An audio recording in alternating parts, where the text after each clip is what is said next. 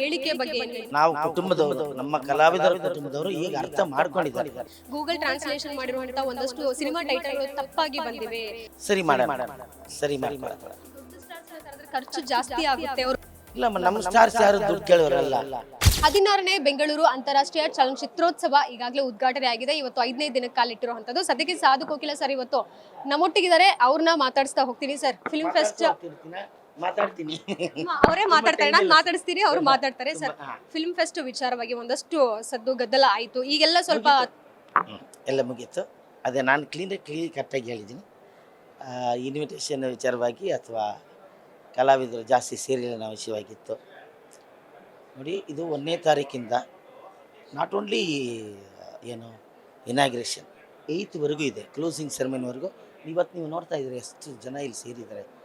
ಎಲ್ಲ ಕಲಾವಿದರು ಇಲ್ಲೂ ಬರ್ಬೋದು, ಇಲ್ಲೂ ಅವರ ಸಂತೋಷವನ್ನು ಹಂಚ್ಕೋಬೋದು. ತುಂಬ ಆಡಿಯನ್ಸ್ ಇದ್ದಾರೆ, ತಿಳ್ಕೊಳ್ಳೋಕ್ಕೆ ಯಂಗ್ಸ್ಟರ್ಸ್ ಇದ್ದಾರೆ, ಟೆಕ್ನಿಷಿಯನ್ಸ್ ಆರ್ ದೇರ್. ಒಳ್ಳೊಳ್ಳೆ ಮಾಸ್ಟರ್ ಕ್ಲಾಸ್ ಮಾಡೋಕ್ಕೆ ದೊಡ್ಡ ಇವತ್ತು ಗೌತಮ್ ಮೆನನ್ ಬಂದಿದ್ದಾರೆ. ಸೊ ಎಲ್ಲ ಕಡೆ ನಡೀತಾ ಇದೆ. ಓಕೆ, ಇಷ್ಟು ಒಂದು ಹೊರಬಿಟ್ಟಿದ್ರಿ ಯಾರ್ಯಾರಿಗೆ ಆಹ್ವಾನ ಕೊಟ್ಟಿದ್ದೀವಿ ಅಂತ.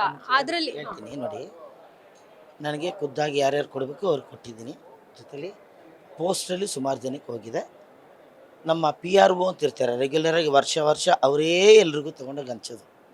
PROs, ನಾಟ್ ಓನ್ಲಿ PROs 3 ಜನ ನಾವು ಕೊಟ್ಟಿದ್ದೆ ಸಲ. ನಮ್ಮ ಅನ್ನಂತು, ಆಮೇಲೆ ರಮೇಶ್ BT, ಹಾಗೆ ಸುಧೀಂದ್ರ ವೆಂಕಟೇಶ್ ಅವರು ಖುದ್ದಾಗಿ ಕೂಡ ಅಷ್ಟು ಜನಕ್ಕೆ ಕೊಟ್ಟಿದ್ದಾರೆ. ಅದೇನೇ ನಾನು ರಿಲೀಸ್ ಮಾಡಿದ್ದು. ಇನ್ನು ಸರ್ 1.5 ಕೋಟಿ ಏನೋ ಕೊಟ್ಟಿರ್ತಾರೆ ಪ್ರಚಾರ ಮಾಡೋದಕ್ಕೋಸ್ಕರ ಫಿಲ್ಮ್ ಫೆಸ್ಟ್ನ. ಬಟ್ ಎಷ್ಟು ಖರ್ಚು ಮಾಡಿದ್ರಿ ಅಂತ ಈ ಸಾರಿ? ಆ ಥರ ಎಲ್ಲ ಅದನ್ನೆಲ್ಲ ಹೇಳೋಕ್ಕಾಗಲ್ಲ. ಅದು ಸರ್ಕಾರಕ್ಕೆ ಲೆಕ್ಕ ಕೊಡಬೇಕಾಗುತ್ತೆ. ಪ್ರತಿಯೊಂದು ಲೆಕ್ಕನೂ, ಪ್ರತಿಯೊಂದು ಮಿನಿಟ್ ಟು ಮಿನಿಟ್ ಲೆಕ್ಕ ಸರ್ಕಾರಕ್ಕೆ ಹೋಗುತ್ತೆ. ಸರ್ಕಾರ ಅದನ್ನು ನೋಡುತ್ತೆ. ಇನ್ನು DKಶಿ ಸರ್ ಹೇಳಿಕೆ ಬಗ್ಗೆ ಏನು ಹೇಳ್ತೀರಾ? ಅಂದರೆ ಈಗಾಗಲೇ ನ್ಯೂಟ್ರಲ್ ಆಗಿರುವಂಥದ್ದು ಒಂದಷ್ಟು ಕಲಾವಿದರು, ಜೊತೆಗೆ ಆಕ್ರೋಶವನ್ನು ಹೊರಹಾಕಿದ್ದಾರೆ.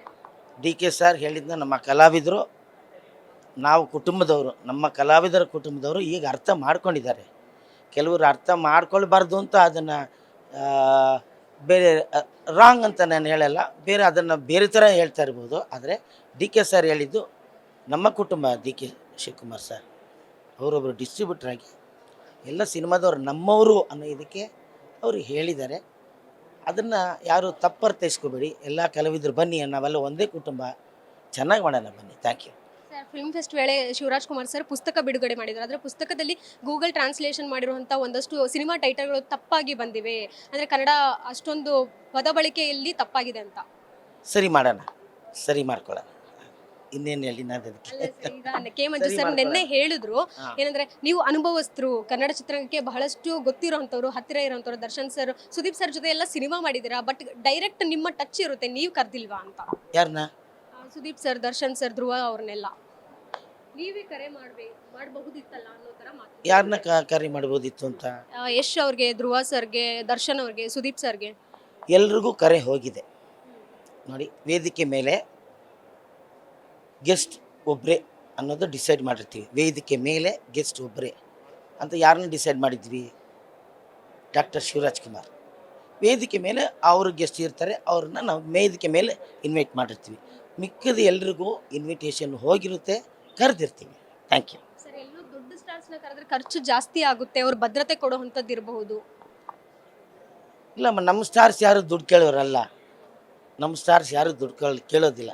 ಅದು ಕನ್ನಡ ಯಾವುದೋ ಒಂದು ಸಂದರ್ಶನದಲ್ಲಿ ಹೇಳಿದ್ರಿ ಅಂದ್ರೆ ಖರ್ಚು ಜಾಸ್ತಿ ಆಗುತ್ತೆ. ತಪ್ಪು ತಿಳ್ಕೊಂಡು ಅದೇ ಇದೇ ನೋಡಿ, ಎಲ್ಲ ತಪ್ಪು ತಿಳ್ಕೊಂಡು ನೋಡಿ. ಹೊರಗಡೆಯಿಂದ ಸ್ಟಾರ್ಸ್ನ ಕರೆಸ್ಬೇಕು ಅಂದರೆ ಅವ್ರಿಗೆ ಚಾರ್ಟರ್ಡ್ ಪ್ಲೇನ್ ಕೊಡಬೇಕು.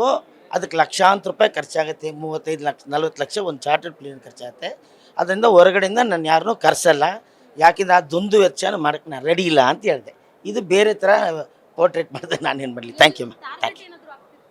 ಇದಿಷ್ಟು ಸಾಧು ಕೋಕಿಲ ಅವರ ಮಾತಾಡಿದ್ದು. ಕ್ಯಾಮರಾ ಪರ್ಸನ್ ಪೃಥ್ವಿ ಜೊತೆ Keerthi Patel, guarantee news, Bengaluru. Guarantee news, ಸುದ್ದಿ ಖಚಿತ, ನ್ಯಾಯ ನಿಶ್ಚಿತ.